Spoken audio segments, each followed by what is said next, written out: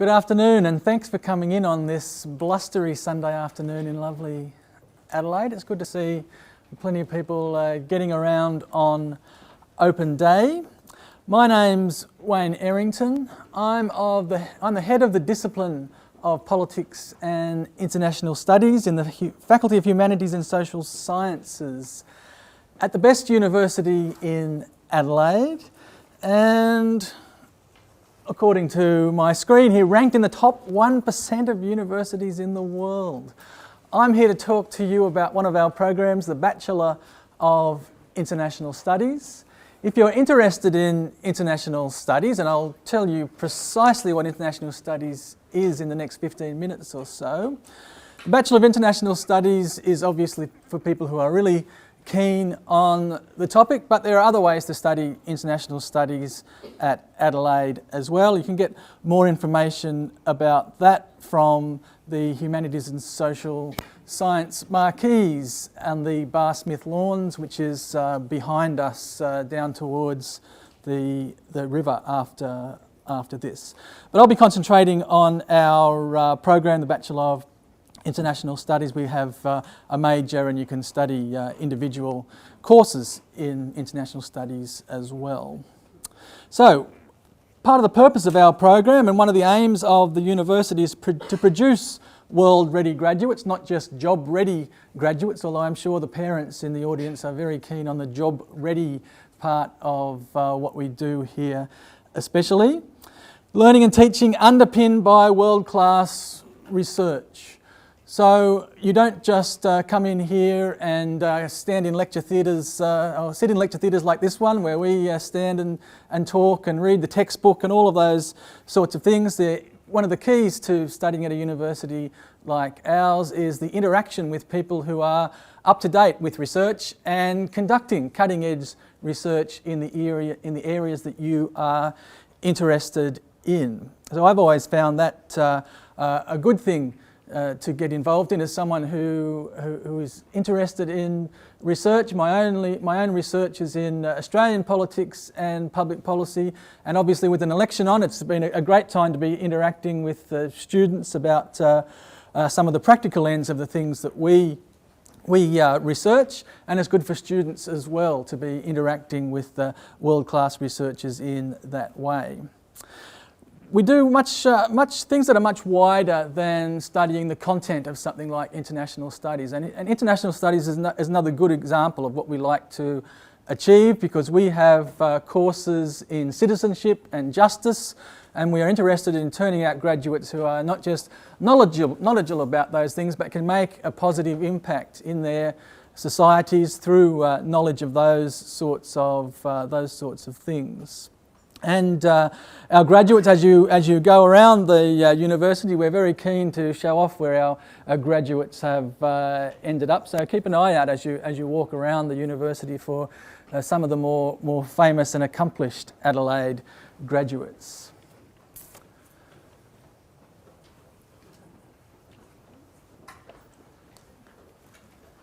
So, what is international studies? Why are we here? Every day, every week, read the newspaper, or whatever modern equivalent of the newspaper that young people read these days. Lots and lots of things going on in the world. And a big part of our purpose here is to try and make sense of an infinite number of events, an infinite possible number of interpretations of those events. I mentioned that I am in the Department of Politics and International Studies here at Adelaide.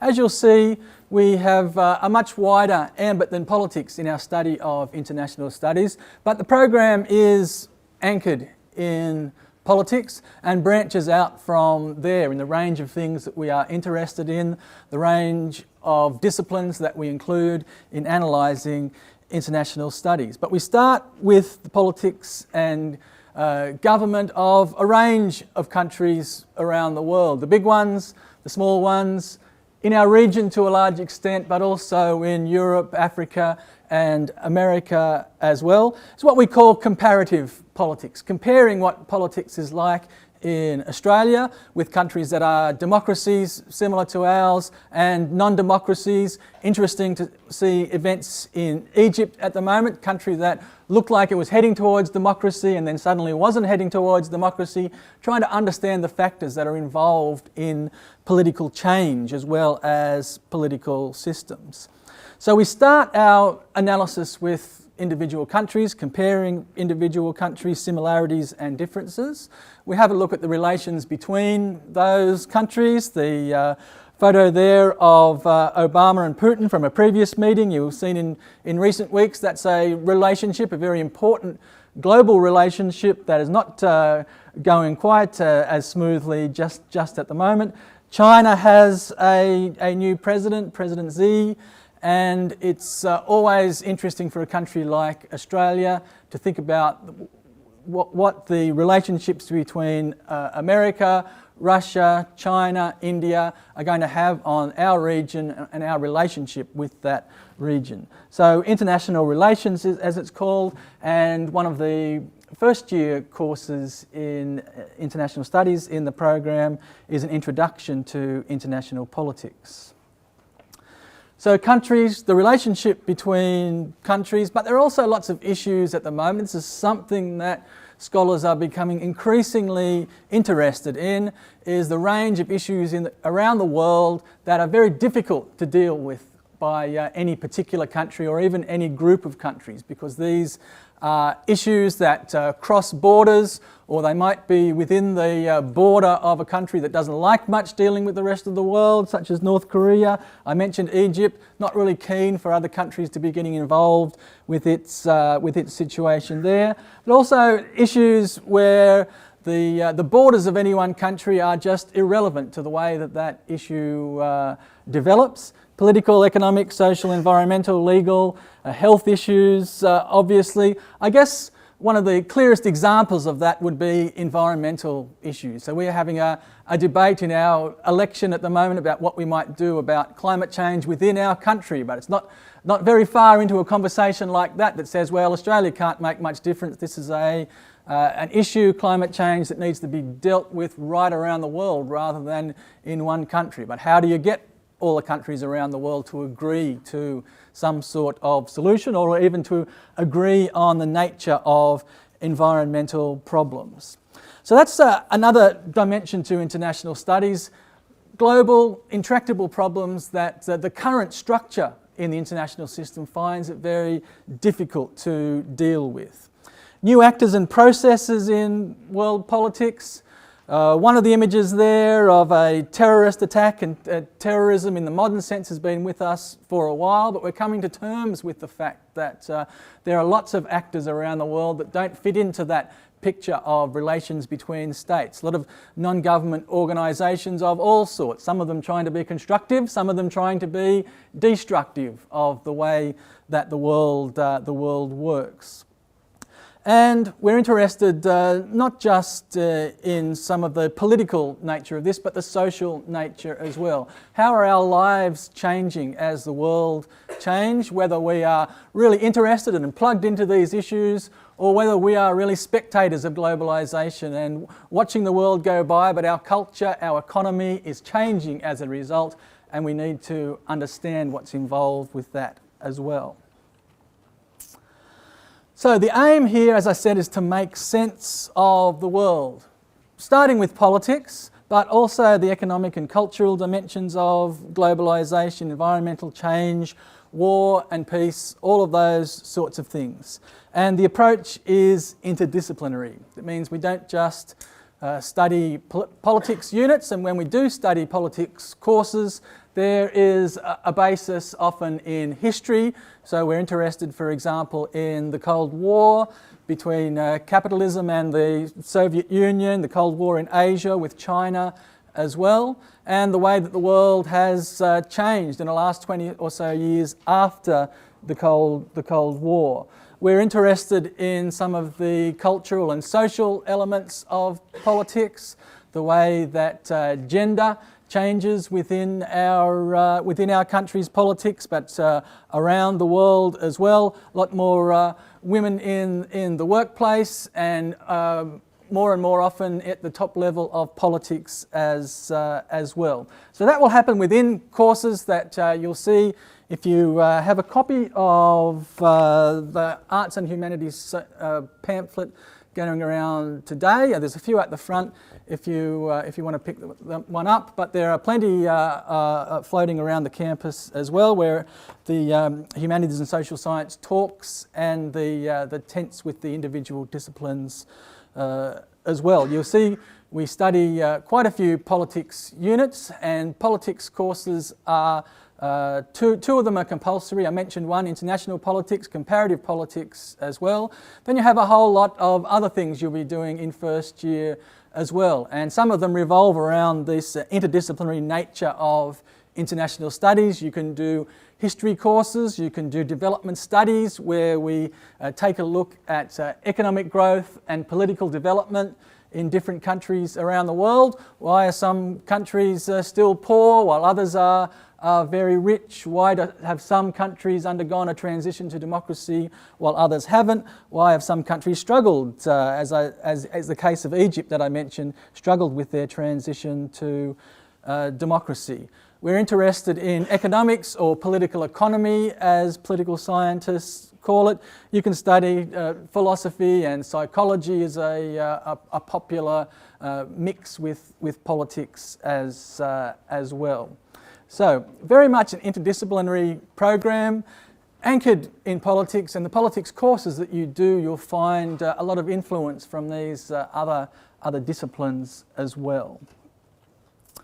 Where might international studies take you? Well, it will very likely take you around the world. Lots of our students go to other universities around the world to study for a whole semester. Or if you can't squeeze that into your program, also during the winter and the summer, we send students off to Europe, to North America, to the Middle East, and increasingly to our part of the world, to places like Singapore, Taiwan, Hong Kong, and China, and Indonesia as well, for individual periods of study. You can immerse yourself in the culture and the language overseas and get a greater understanding about the rest of the world as we are studying it. You can do work experience with internationally focused organisations, either as a formal internship as part of your study, or just alongside your study as you're building up contacts and travelling. You'll come into contact with people and organisations either in different parts of the world, or the international students here and people with the same interests as you in international studies here on campus. People go into all sorts of jobs, and employers are interested in the particular knowledge that you'll gain about the world and about politics and development around the world as international studies students, but also the general skills that you build up in communication and research and synthesizing ideas into effective problem solving as well. Those things are valued. Jobs in the public service, examples could be, for instance, in the Department of Foreign Affairs and Trade. We've sent graduates off to the Attorney General's Department recently. So in the federal and state public services, public service more generally, plenty of graduates from Adelaide end up practicing politics, either as politicians or policy advisors, other sorts of advisors for politicians.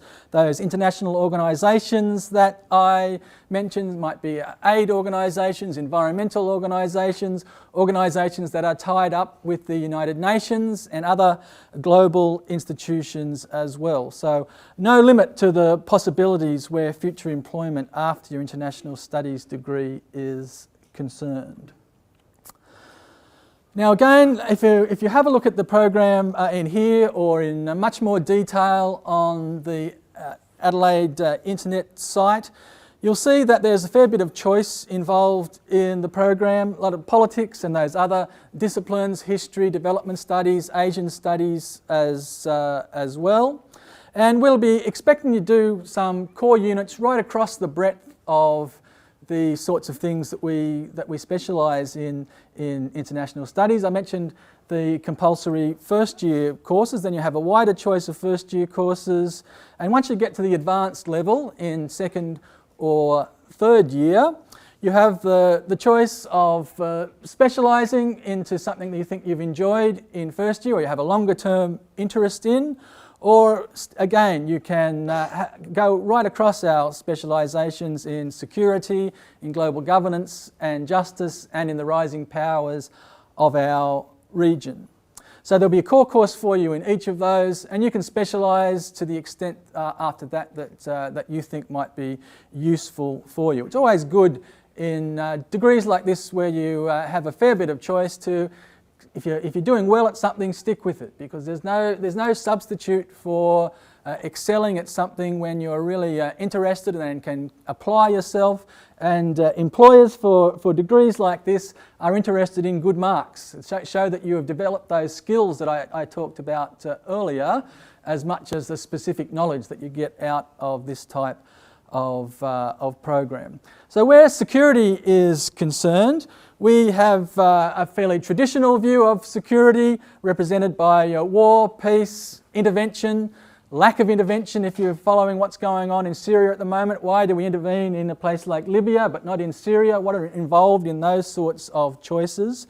But also a wider view of security than might be traditional. In the second image there, people are concerned about security on a much more fundamental level, about their economic and physical security, not just war and peace between states. So ideas about justice and human security and culture, and the way that this plays a wider understanding of security.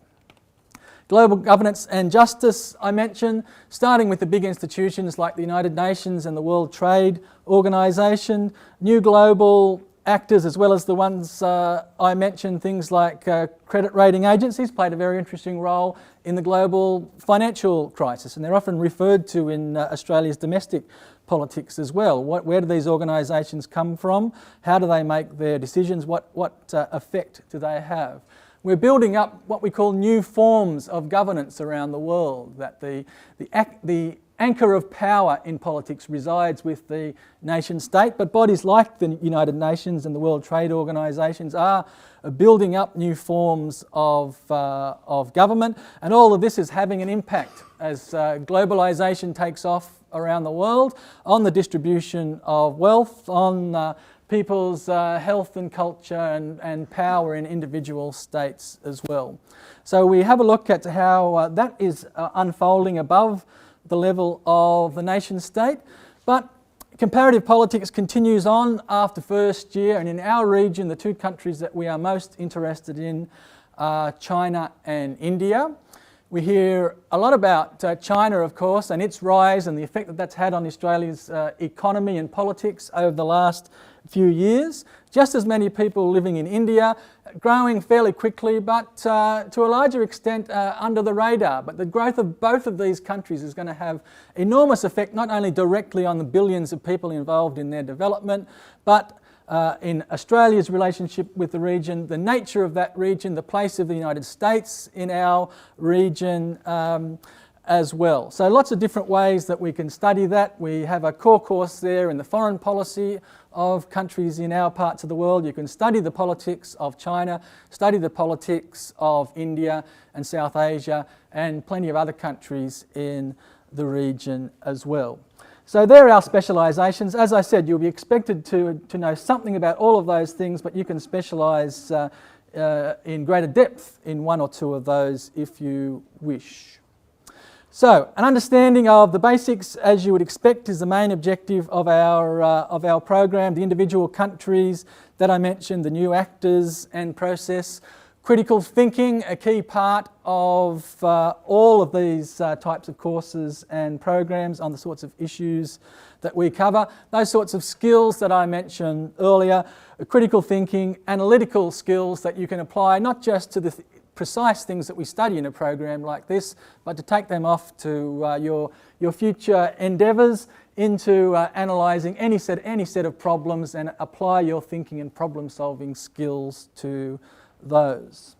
Now I'm going to introduce you now to somebody who has been through all of this over the last few years. We're just going to take a second to swap microphones, and you'll be hearing from Mercedes Page, one of our recent graduates. Hi, is that working? Hi everyone, as Wayne said, my name is Mercedes Page, and I'm sorry about the nasally voice, but I'm just getting over a cold, so please excuse that. So I graduated last year. I did a Bachelor of International Studies with a Bachelor of Arts, and I double majored in Politics and Asian Studies. So starting university, I was always really interested in international affairs and politics and history, so choosing international studies was kind of a bit of a no-brainer for me.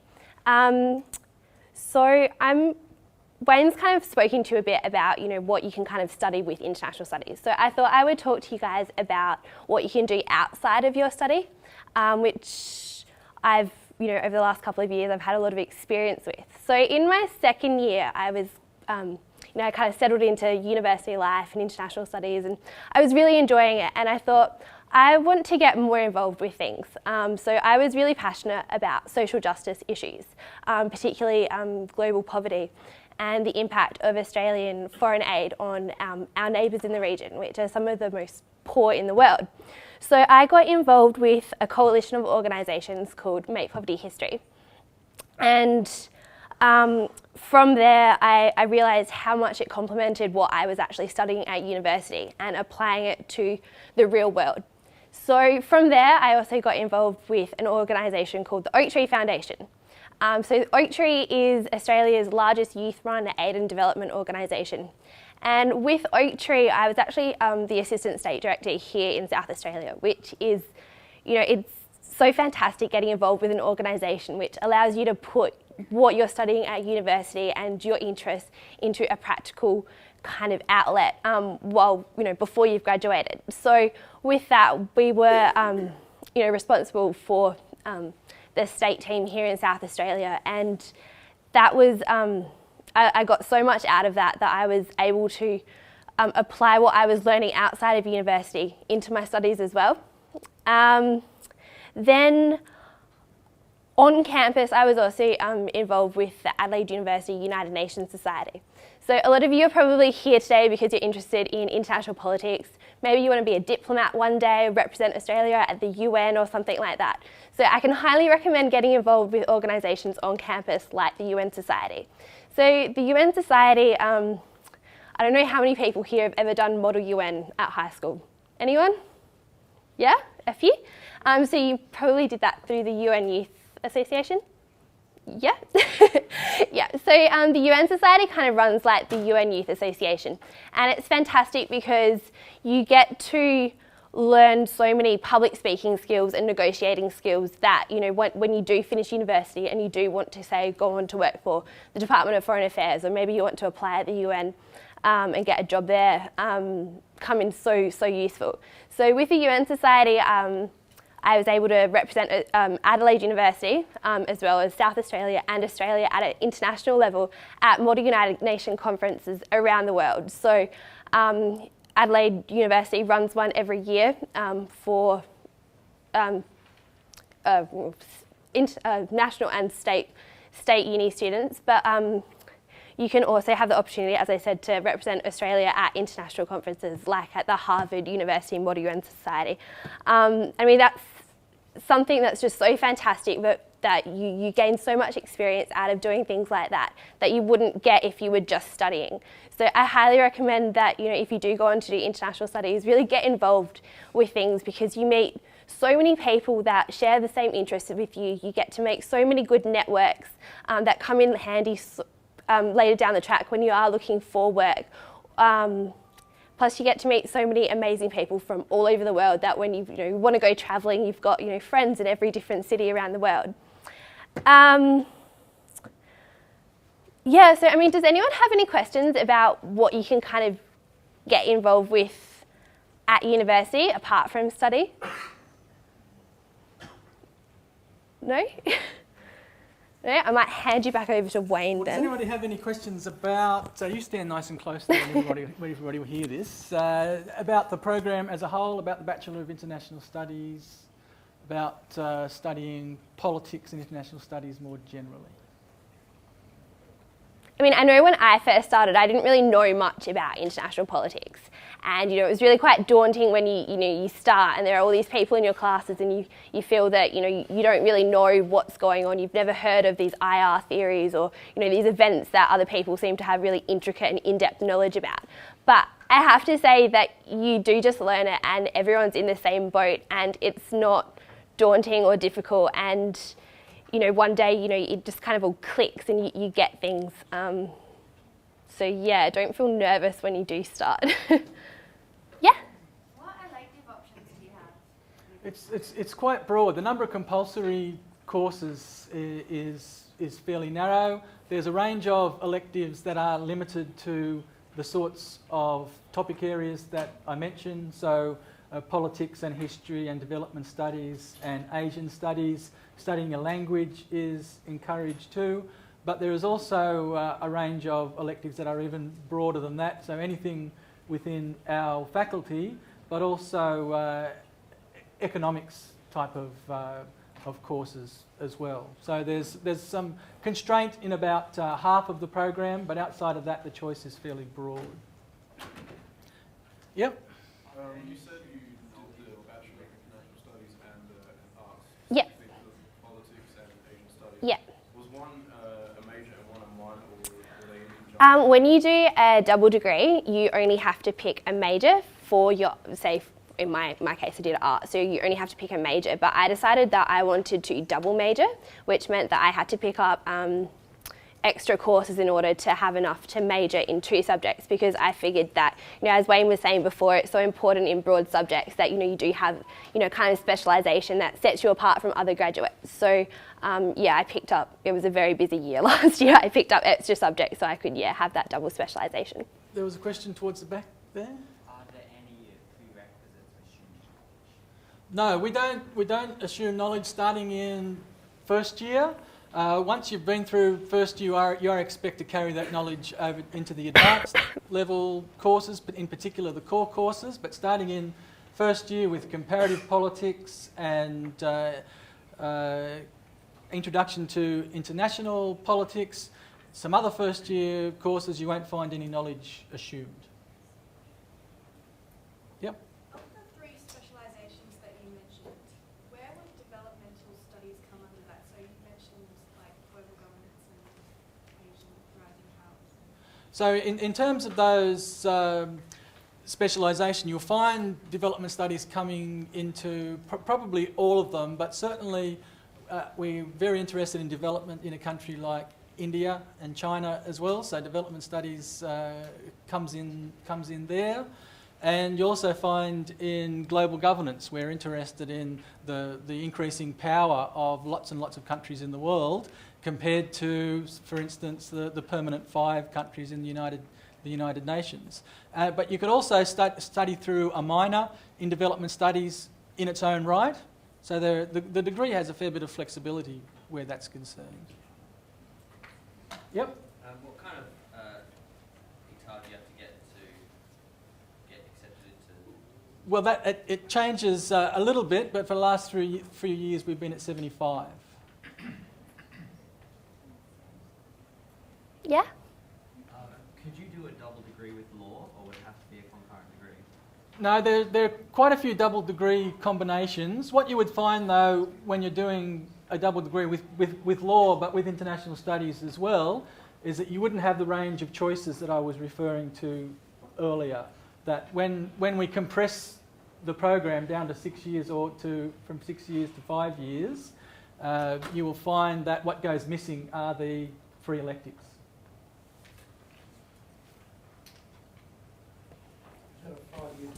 Well, it would vary. I suspect the combination with law would actually be a bit longer than that, but both would be compressed. But if you took two 3-year degrees, it would become a 5-year.